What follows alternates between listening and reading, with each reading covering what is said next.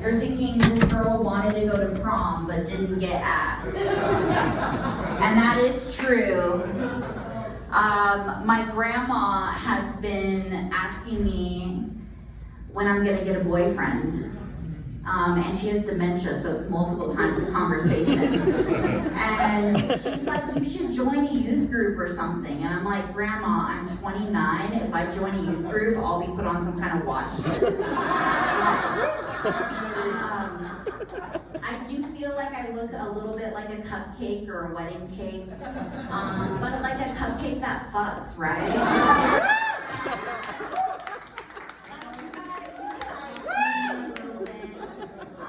If you want to, I'm very nervous. I kind of am raw dogging this, in which case I did not write anything or practice anything or think about anything other than the beer I was drinking before I got up here. Yeah, give it up for Turtle Mountain's beer, and don't forget to tip your servers because they are working hard. Not harder than us comics, though. We are very hardworking, as you can tell from this whole night. Ma'am, your titties are beautiful. Real recognize real, okay? I feel like being vulnerable with you guys a little bit. Are we cool with that? Yeah! Do you guys want to hear about the time that I was a dominatrix? Okay. In college, I went to Kansas State and I lived near an army post, and there's some real freaks on the army post. And I was 19. I'd had sex like 1.5 times total. No longer the case. I feel like my body count is rising faster than a serial killer's, to be honest. I'm like, have I slept with more people than there have been sitting presidents of the United States of America? And the answer is maybe. I don't know. I stopped keeping track. I deleted the notes app because it was making me feel bad about myself, and I started having to put last names because there were too many Zachs.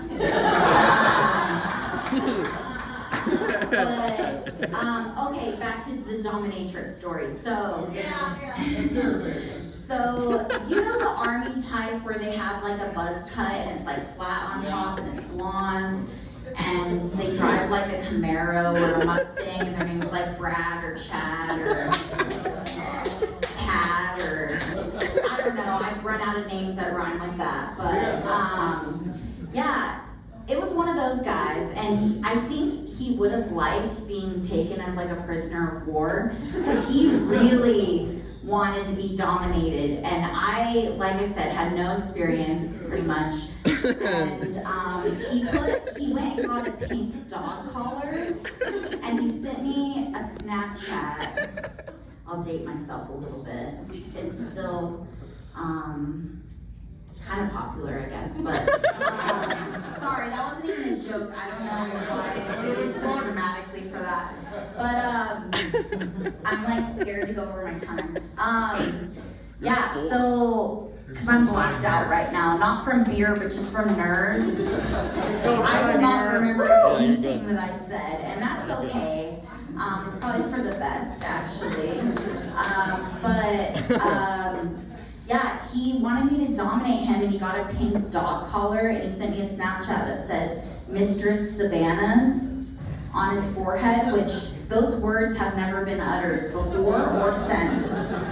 And he was like, I'll do anything you want, you can sit on my face. I was like, I'm not really comfortable with that because I'm not trying to catch a murder charge.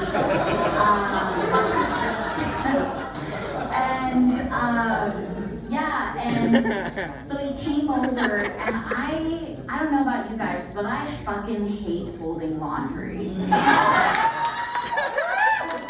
So you maybe see where this is going. So I had to fold my laundry and then go home, and he was pretty pissed about it. He blocked me immediately. But I still roll my t-shirts to this day, how he rolled them. And I had a lot of fucking t-shirts. I was in a sorority and those bitches make t-shirts for everything.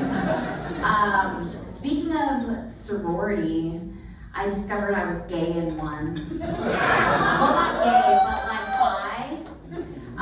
Like I said, I feel like getting vulnerable. So, and it is Pride Month. So I wish more girls had been out. And it was like 2014 in like Kansas.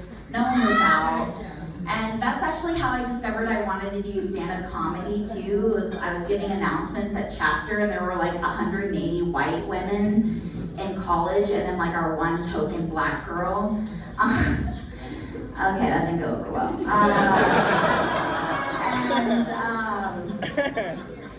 And it was 2014, it was a different time. 2015, Closer by Halsey and the Chainsmokers came out. You guys know what I'm talking about. It was a different time. And I didn't know that there was, well, okay, so I'm getting sidetracked. So with the comedy thing, I would give announcements at chapter and like all 180 women or so would like laugh at once at my jokes and I get like a full body adrenaline rush. But it took me like 10 more years to work up the courage to actually do stand-up. But it was just like being accidentally funny. So I really liked that. And there's no punchline there, that's just how I got into it. But back to the gay thing. So there's one girl I'm thinking of specifically who's a DJ in LA now and has like a pride flag tattoo all over her forearm. You know the type. And yeah, she ended up being gay. And I was like, we should have been gay in college because honestly, we did so much crafting and singing. It was too much. We painted paddles for each other. Paddles. And we didn't even spank each other with them. Like, it was bullshit, honestly. But the whole time, we could have been, I don't know, scissoring in the craft closet, singing our hearts out, like, and instead we have to do all this bullshit. So that's my sorority story. Let's see how much time I have. There's no time here. Okay, 8 minutes. I'm 8 minutes in, so I have about 7 minutes left to wow you guys. You're doing good. Thank 8 minutes. Thank you guys. I felt like we needed some feminine energy. I don't know about you guys, but I was getting tired of men. But no insult to them. Actually, it's like the Bachelorette comedy edition tonight because I'm gonna share a secret with you. I've been attracting 40-something-year-old men lately, like a lot, like more than a handful the past couple of weeks. I'm like, what's going on? Are they suddenly getting good taste? Like, and there are 4 of them here tonight. So I brought him here, yeah. And I don't have a bra on, and I get nervous and I'm gonna accidentally like pull this down and flash you guys. So if that does happen, don't throw tomatoes or anything because I have a tomato complex. Perhaps I should unpack that more. My dad, I have wholesome dad issues where my dad just did weird shit to me growing up. Like, he felt weird grounding me from reading, and that's all I really did. So he would come up with creative punishments like writing lines like in The Simpsons, swallowing a spoonful of vinegar, which I actually kind of liked, and I was a dumbass and told him I liked it, and he never did it again. And like, I had to write a 12-page research paper on the children of Appalachia. Turns out they're not doing well. I was acting ungrateful, so honestly I kind of saw his point, but I spent like 4 pages talking do mouth alone. Trust me, you do not want to see what that mouth do. It is bad. Yeah, so where the fuck was I? Oh yeah, punishments. So soft soap. I got my mouth washed out with soft soap. They were going easy on me. Like the aloe vera soft soap. It wasn't actually that bad. I like aloe vera. And so the worst thing though is I have always hated tomatoes, like raw tomatoes on sandwiches, and I have to cut them every day at work. And I like gag because I had the lesser known PTSD, post tomato stress disorder. And I sassed him pretty good, and he's a good old southern boy from like Georgia and Mississippi, and he would eat them with salt and pepper at dinner. And he made me eat one like an apple for sassing him, and timed me, which honestly fucked me up pretty good. I'm still talking about it 21 years later, so that's the amount of trauma, like the years could legally drink. You know what I mean? Like, I just thought about that. That's crazy. Anyway, what else was I going to talk about? Let's see. I could riff a little bit. That's kind of what I've been doing, because like I said, I'm raw dogging this. Yeah, no lube, nothing. Just bent over. Hemorrhoids and everything. I used to be a pharmacy technician, and I used to work at the jail. If you can believe it, I did really well there. I thrived. I dispensed meds to inmates, and I accidentally started a race war in one of the pods. Do you guys want to hear about that? Yeah. So. I don't know why, but black guys really like me. It's a mystery. Who knows? And I'll leave it at that. So these guys were always passing me like health request forms. They were like love letters.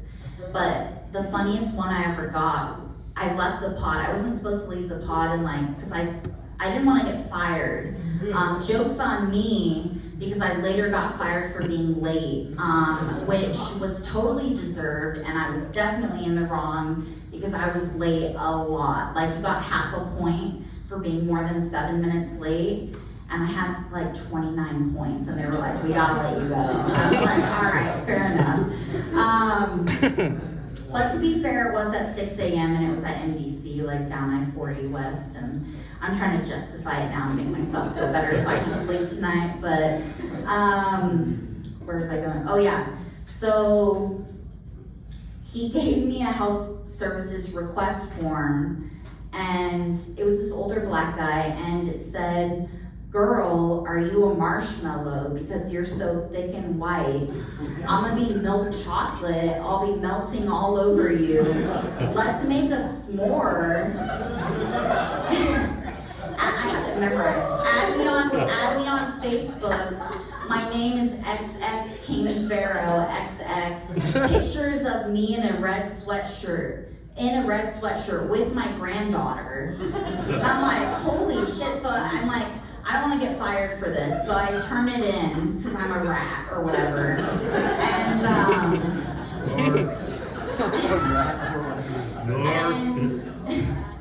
And let me see where I'm at time-wise. Okay, I have 51 seconds. So No, keep going. I gotta wrap it up.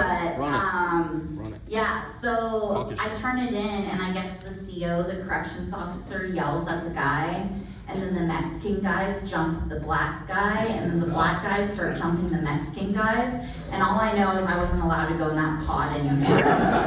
So that's how I started a race war, kind of. I'm very proud of it. Literally, I'm talking to a microphone about it. Yeah, I really appreciate you guys coming out tonight. Thank you for listening to me.